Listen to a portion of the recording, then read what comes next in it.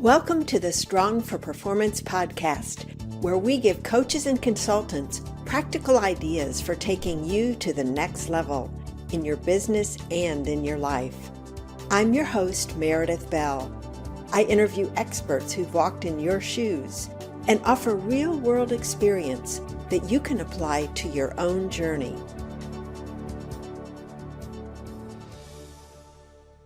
Welcome to another edition of the Strong for Performance podcast. I'm your host, Meredith Bell, and I am so excited to have with me today Axel Meierhoefer. Axel, welcome to the program. Hey, Meredith. Nice to be here. Thank you.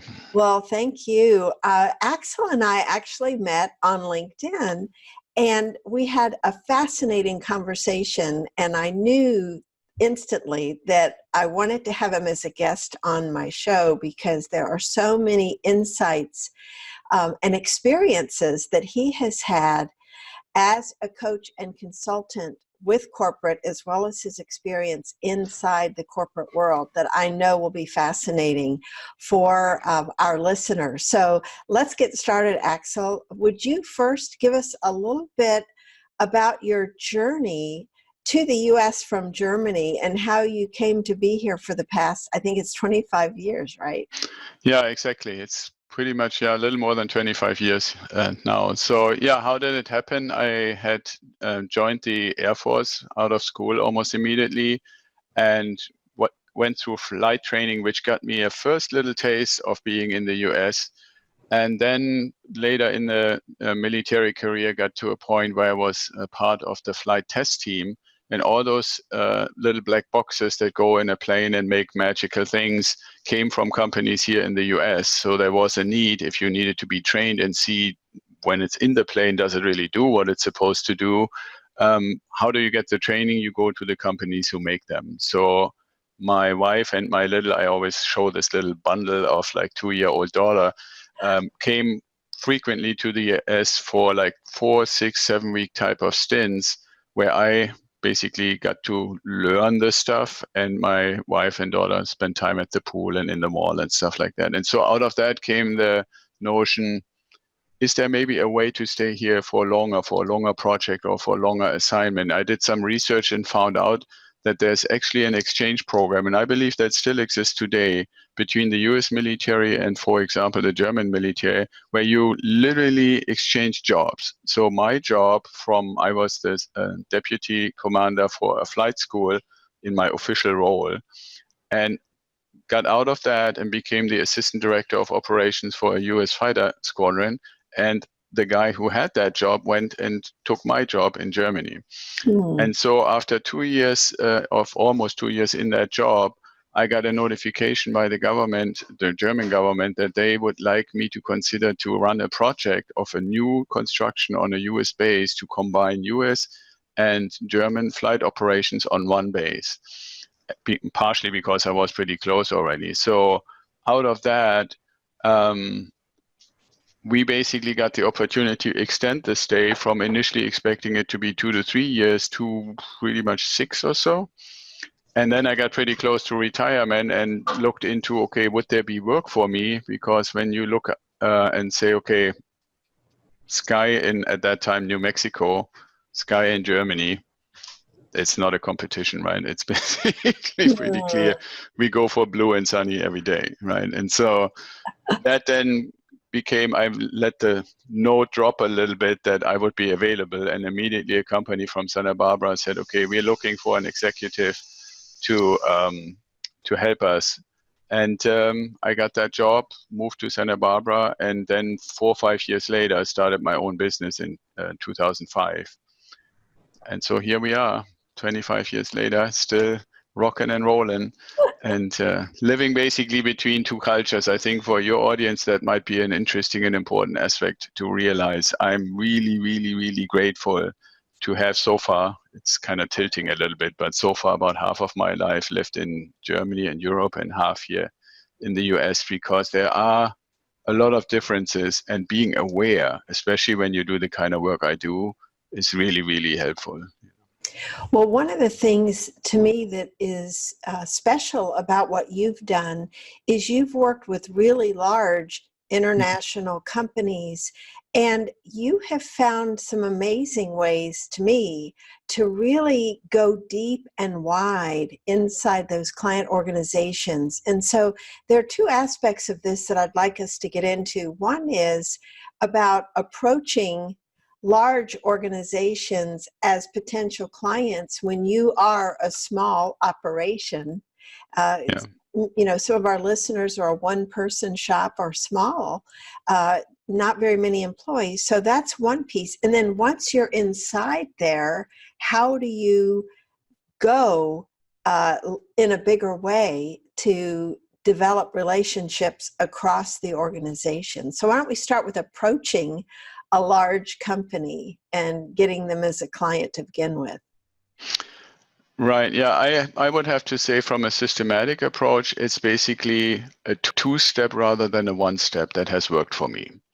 And what I mean by two-step is when I initially realized, okay, I would like to do business with larger organizations, my first approach was on reputation, because I had a lot of connections into the military or not the military, but companies that actually serve the military.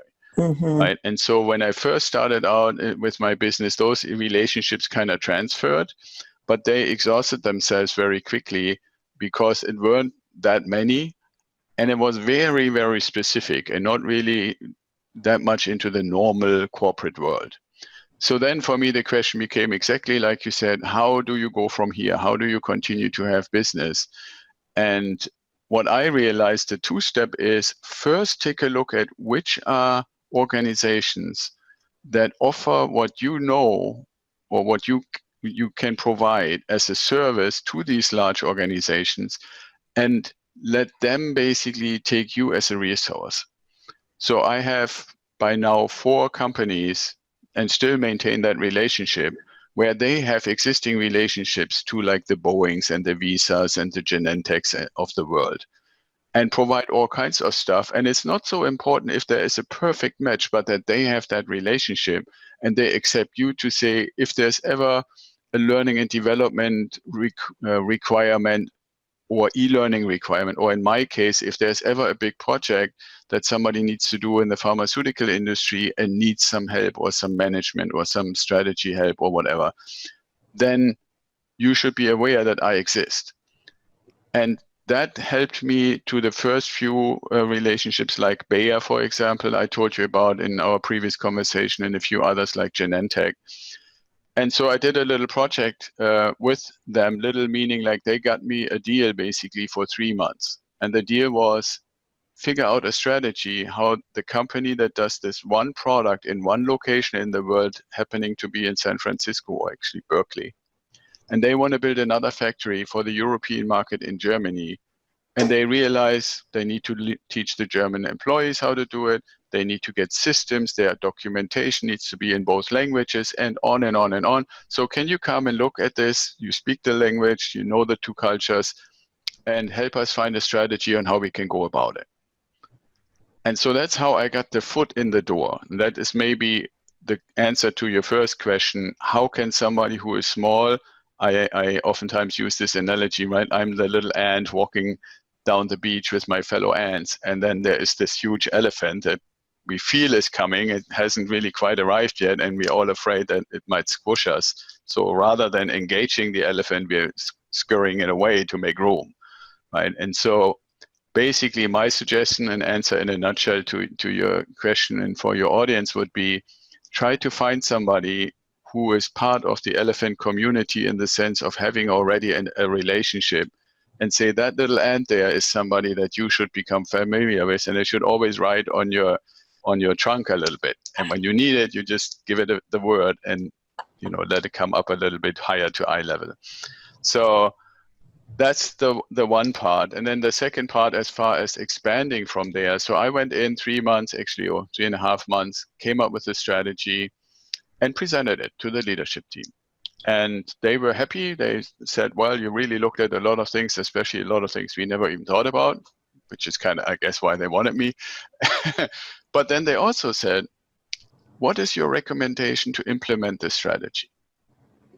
when I said, okay, I put a slide that shows you a cascade of the steps and the type of people that you need and the management you need, in my view, to make this happen. And they literally looked around and said, anybody here, and this was like pretty high level already, anybody here who thinks you have anybody who could do it or want to do it yourselves? And they were all sitting there like statues. And so ultimately the site manager, the site lead guy, title like senior director, almost like vice president, he became vice president a little later. He said, okay, we have nobody to do that. What's your suggestion? Like, I'm the consultant strategist. I said, well, if you don't have anybody and I create it, how about you let me do it? He said, literally, you could really see, oh, that's a brilliant idea. And they didn't say it. They didn't say it out loud, but like when you read people's faces. And yeah, and then there was a little bit of machinations, but I didn't even get enough time to take a break. They literally said, okay, well, can we then start that first of the next month or so? I was like 10 days away. And then I did that, and that turned into like many other things I could tell you about it, but in general, it turned into a 3-year project. And what's interesting about it is I was ultimately the one who kind of dialed it back, because the one negative thing about it was that the 3 months I went there, I worked for them, stayed in a hotel, no problem. 3 years staying in a hotel all the time gets pretty old. And you're not seeing your family. It wasn't right outside my house or anything like that. So I then dialed it back. And again, this might be interesting for your audience.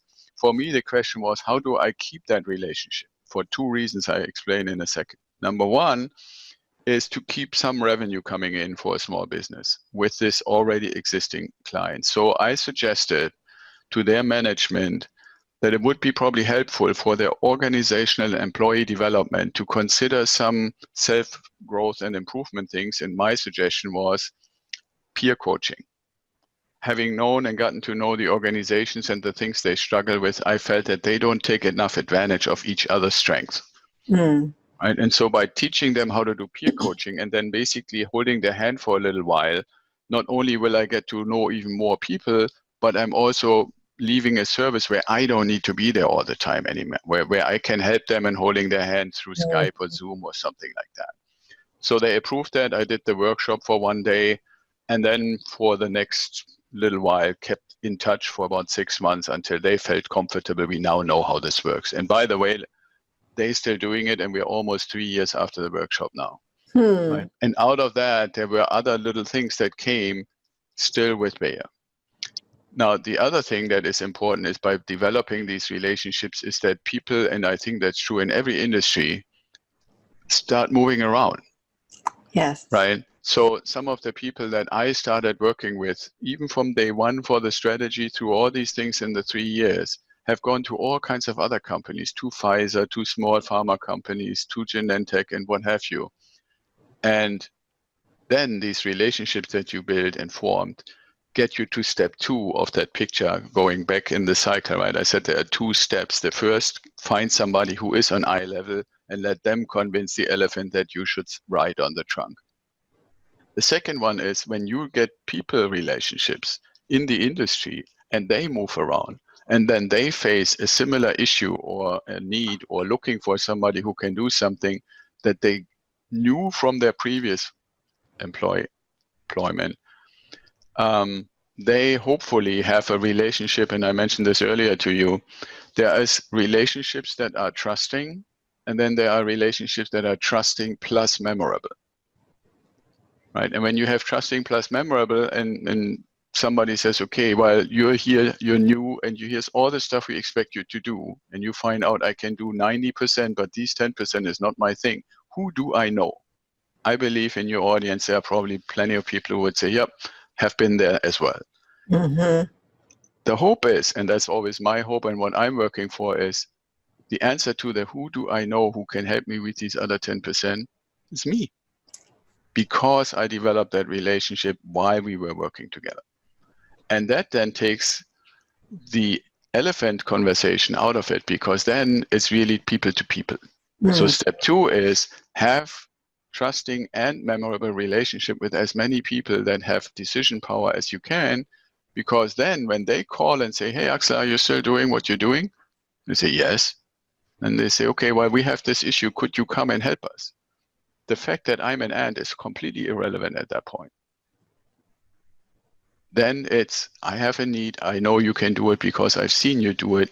Mm-hmm. Even to the point where contracting NDAs, they typically rarely even ask how much it costs, because the need drives the issue. Yes, that's such an important point, because the fee becomes a non-issue when they see you as the one who can provide the solution. That's worth a huge amount to them, to not have to be worrying about who can I trust. And I love what you said about being trusted and memorable. So why don't you speak to those two areas in terms of what you feel you're able to do to establish each of those in a way so that you're the name that pops up in their head? Right. Yeah. For the trusted part, I would say people underestimate how much self-confidence and expertise is valued.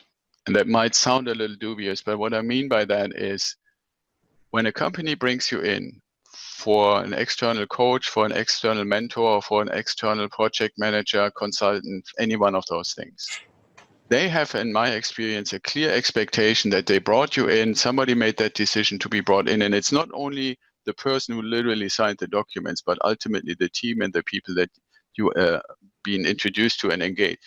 They all run around with the assumption this person must have been brought in because we don't have that expertise handily available anywhere close to us. So now then the other part of that expectation is, does this person live up to what somebody who is brought in from the outside should be able to live up to? And that's where the self-confidence part for me comes in. So hiding what you know, or playing this kind of like, I'm just going to move around a little and see what happens, and hopefully somebody's going to tell me what they need. No, that's, in my experience, doesn't work.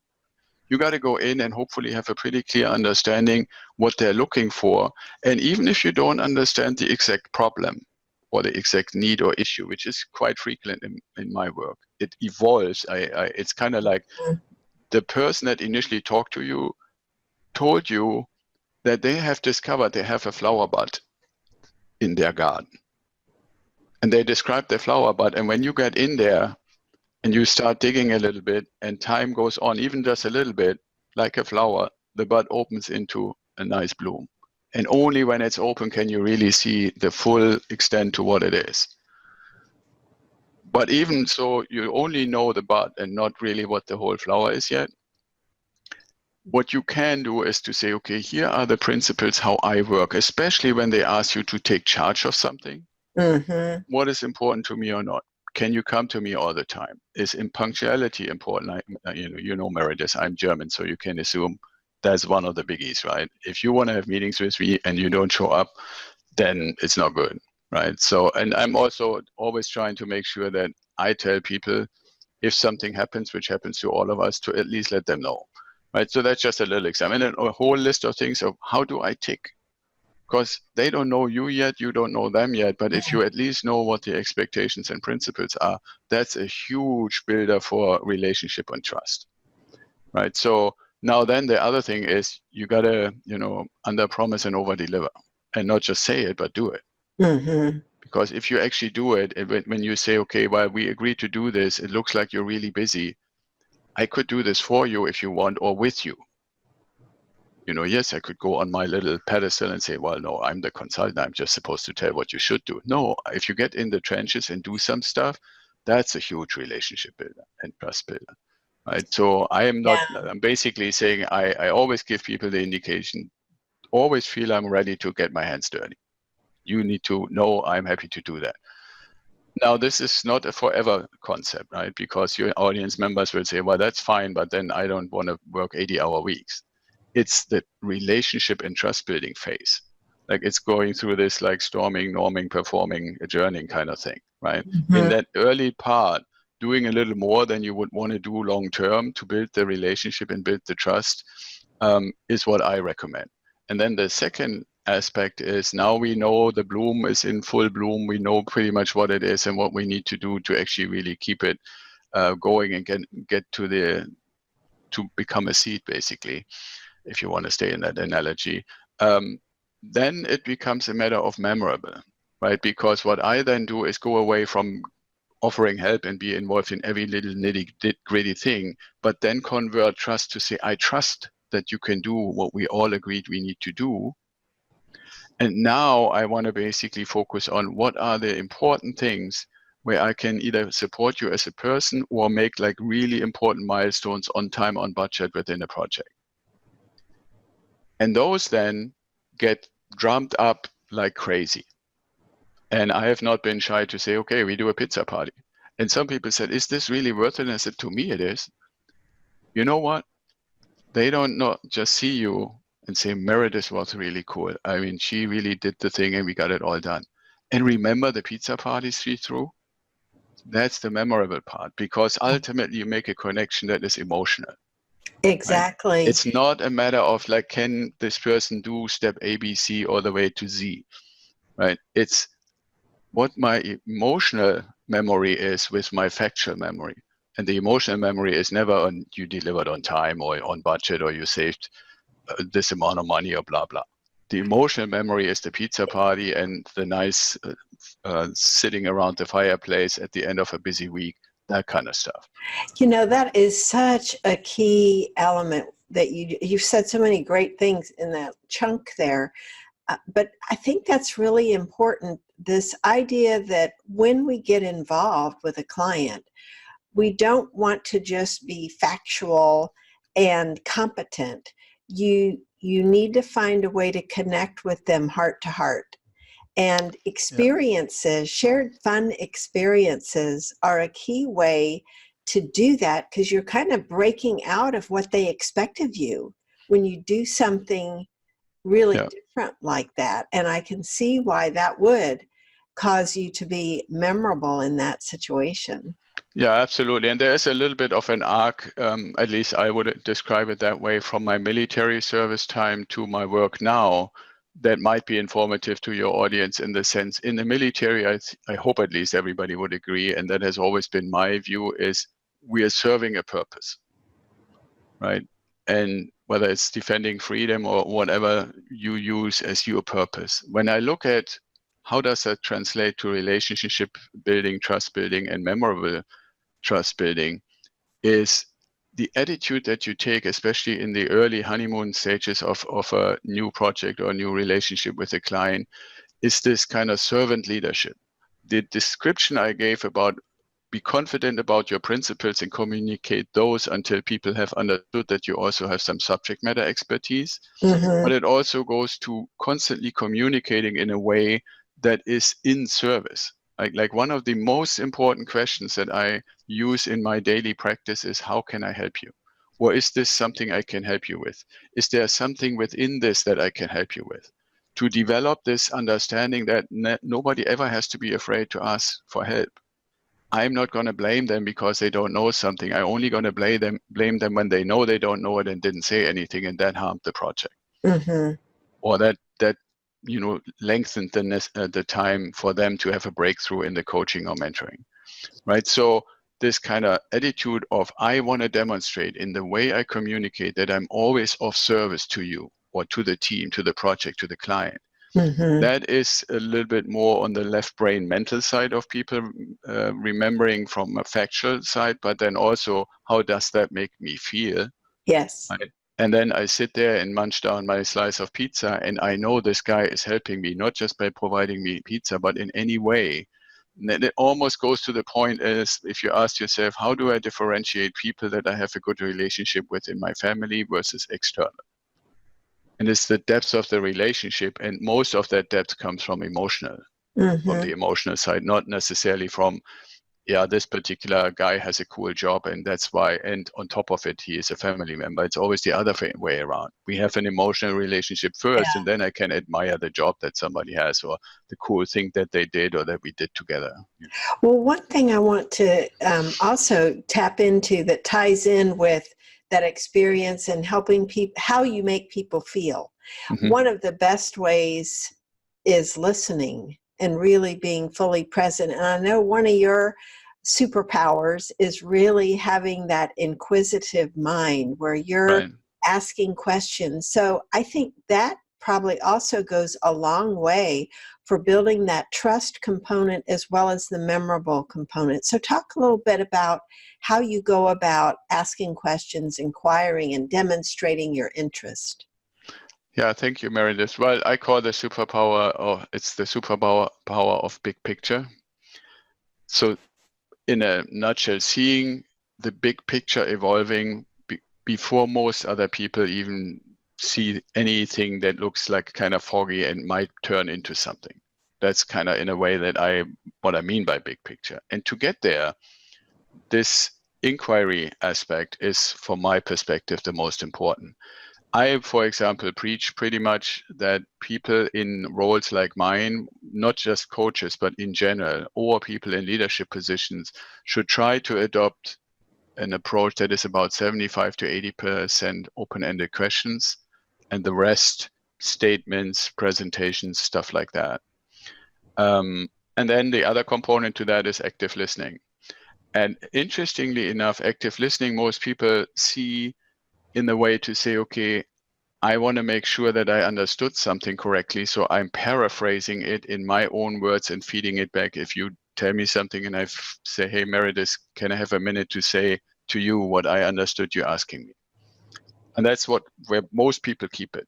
What I say, the additional component that you should adopt if you don't do it already, is be inquisitive with this to the people you talk to. Right. So for me, it's a standard when we have a meeting, a conversation, anything that comes up in a project or with a person, is to say, please do me a favor and give me back how you understood what I asked you. And the shocking revelation is, in the beginning, when the relationship is not that deep yet, I would say it's not uncommon, 70, 80% of the time, they got barely half of what I wanted. When they feed back to me what they thought I said, or they thought what I asked, which then means, okay, I can then in a gracious way say, well, kind of, but not quite, and explain it in a slightly different way and say, so just before we get part, can you summarize one more time just to make sure, right? Like literally working and guiding them. What's interesting is there is really an evolution, just like with relationship, there's an evolution with that, because when you train people into the habit to expect that, so they expect from me that I will ask them to summarize. It's interesting because they pay closer attention. Boy, that is huge. That's such exactly, because initially, like I said, 70, 80% of the time, it's between the two of us kind of crap what you hear, but over time, it goes down to at least 50% of the time or more, where pretty much what you wanted and what they gave back to you through active listening in their own words is pretty much right. And that also, if I may, if I think you would not mind a little cherry on the icing of that cake. Right? Of course. The cherry on the icing of that cake, it goes to conflict. And it sounds like weird, but it goes to conflict because I'm very, very convinced, whether it's in coaching relationships that go sour, mentoring relationships that go sour, but even more so in any kind of good size project or large size project, is interpersonal relationships that are based on interpersonal communication that are ultimately prone. It's just normal human nature that we have misunderstandings. And why do they go to conflict? Because that interaction that I just described, the active listening in both directions, is not done, which means a misunderstanding festers, and it festers literally to a conflict where you say, okay, what's with these two guys back there? And somebody, oh yeah, everybody here knows that since 2 years ago, something happened and they don't talk to each other anymore. And if you're willing to dig a little bit, you find out it was a ridiculous thing in a meeting where they had a misunderstanding. They just left. They were pumped up and angry. Nobody facilitated for them to come back. And so that ultimately was most likely a misunderstanding, because if you bring him back, if I don't know if you have mediators in your audience, but a mediator would say, I bring him back, I basically do a mediation where I say, okay, just without any holding back, just tell us how you remember what happened there, and then the other person remember what happened there. And then, and this is the really cool part, to say, what was the trigger for the reaction and the way that you're describing what happened? And either they can barely remember something completely ridiculous, or they can't remember what it was. Mm. And if you really think through that, right, like if you go relationships, trust, memorable, using your, in my case, superpower of big picture, while that includes to me to say, I want to do the active listening in both ways, like described, but I also want to be the person who says, okay, sometimes I have the benefit of not having to live within the politics of your organization. I want to get these people back to being friends and useful members of the community. So whenever something sounds or looks like it could become or is a misunderstanding, bring him in and cut it off right there and let him get clear again through the active listening process. Or if they're already at the conflict, the resolution is to bring them and let them actually really find out what was the minute little thing that got them off. Well, Because as you know how it goes. We then have a yes. tendency to put all these attributes on people that they don't deserve. Oh, absolutely. And really, what you're talking about there with that example is a way of being of service, a way of helping that goes above and beyond what your contract says. But you're paying attention, you're noticing the dynamics that are preventing really high performance from happening. And so you're taking the initiative to suggest doing something about it instead of letting it continue to fester. And I would have to think that contributes a lot both to the trust side and the memorable side. Absolutely. There's also another component, and I mentioned, like the storming, forming thing. There's a component, at least in my experience, where I honestly have to admit that I have general expertise, like, for example, in the life science and pharmaceutical industry, but by no means every single little issue. So those things that we discussed, in the interaction, in the trust building, in the relationship building, are all things that can take a lot of space while you're learning what the real stuff is that's going on in this particular project. Because it helps me at least to overcome this point where people say, is this guy really experienced enough or know enough to be of help to us? Right? So if you can put the interpersonal component first, and it kind of suppresses more and more and gets more and more out of the way as the relationships form, and you don't need to spend much energy and time on that anymore, your understanding of what exactly is the issue that I'm trying to help and solve and work with this team can grow. So I always use two things. One for that is almost always in the beginning phase, starting my conversation or any kind of interaction with people by saying, you know that I'm not an expert in this, but. And in communication training, everybody would say, don't do that because you just reduced your initial part of the sentence in value by 50%. Well, guess what? That's exactly what I want. Right? I'm saying, you know that I'm not an expert in this, fill in the blanks, but, for example, help me understand why these people don't deliver on time to the promises they made. Or why this particular thing that is obviously in need of being supported by this other thing is not happening. So in their mind, they're going to say, yeah, he has acknowledged that he's not the expert, so he's elevating me. But then he used but, so subconscious says, well, maybe not quite that much, but here's a valid question, right? What happens actually, the second component to that, and I'm always proud when that happens, is when people say, you said you're not the expert, but you are dangerously close. Right? Which is then a recognition and acknowledgement is, okay. And I, by the way, even to the very end of 2 and 3 years projects, I still pretty much always say, you know, I'm not an expert in this, but. Because it's also from a psychological perspective, and I'm not a psychologist, by the way, but to me, in my experience, it has shown that it's a little bit of like humility, right? To say, hey, you guys are the experts. It's your company, it's your projects, it's your deal, it's your money. I'm here to help, which goes back to what you said about service. But I want to help in a meaningful way. And so I'm using humility in communication.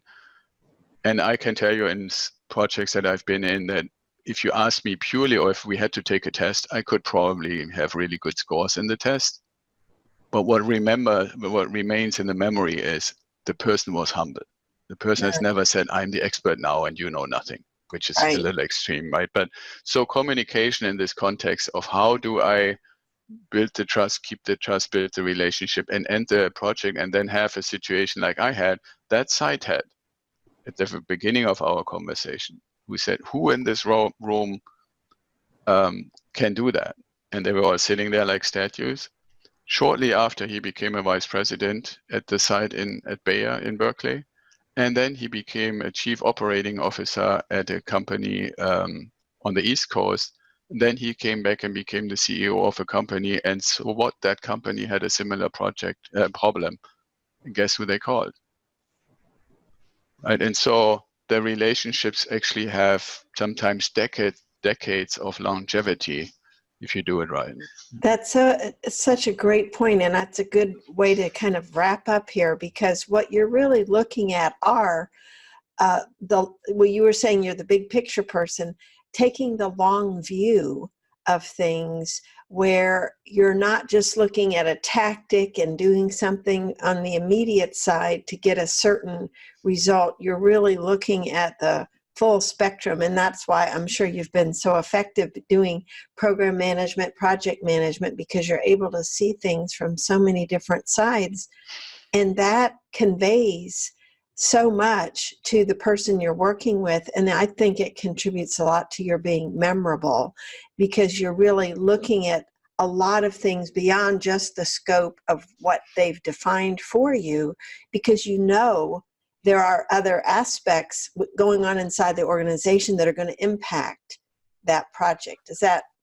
Yeah, absolutely. I would agree with that. And I mean, you could even argue that there might be a third step from where we started, like the first one where you try to get on the trunk of the elephant, and then the second one where you're basically being called directly from the elephant. The third one, in a way, is that over time, like I've been doing this now for almost 15 years, there comes a point where people say, not only do we know you, but you have done something, but even if they don't know you and they're looking for somebody with expertise, where someone says, I know this guy, you should get, it's not me personally, it's not the person, him or herself, but it's somebody, third person who says, okay, I was told I should call you. And where the conversation then is, okay, you don't know me, but now I can tell you in a way that we did in a very brief way, a little summary of the last 14 years and all the different things I've seen. So that is then basically saying, okay, you know the guy who said you need to call me, and here is all the evidence that I have developed over time, which is most likely going to comfort you to say, I'm not going to go super wrong if I engage this person or this company. One more really great, valuable point there at the end, because one of the things I think we need to recognize for anyone doing this external consulting and coaching is how important it is for the person who's making that decision to not be wrong.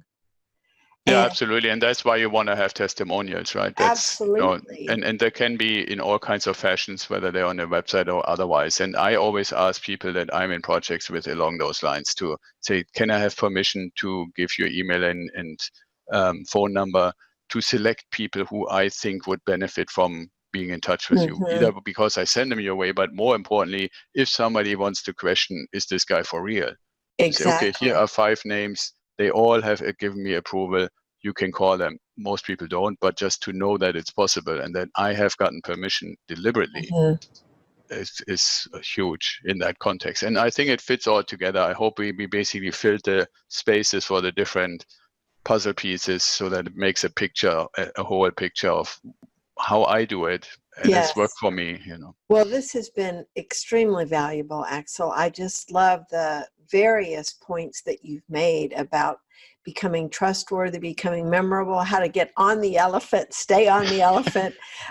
Those are all great visuals that I think our listeners can really take away and ask themselves, how can I find others that can help me get on those elephants that I'd like to really be associated with? And then what do I need to do in terms of my delivery to really have the impact that's going to cause them to think of me when that particular project might be completed. So Yeah, thank exactly. you so much for your time today. I appreciate it, and you've just given great value to my audience. Thank you. Yeah, you're welcome. And you have all my contact info. So if you want to Oh, put that in yes, your I'm show notes sorry. or something, that's cool. Yes. Why don't you go ahead and share before we wrap up how people can find you online, and if they would like to connect with you and learn more about your services, or just be connected to you. Right. Yeah. So for Just Be Connected, LinkedIn, just put in my name and you find me on LinkedIn. Otherwise, I try to keep it simple. So it's Axel Meierhoefer, so first name, last name at outlook.com, or axelmeierhoefer.com as a website. So those 3 ways is probably the easiest way to get in touch with me. Great. And let me just spell that for folks in case they aren't visiting our show notes page, where we'll have that information. It's AxelMeierhoefer.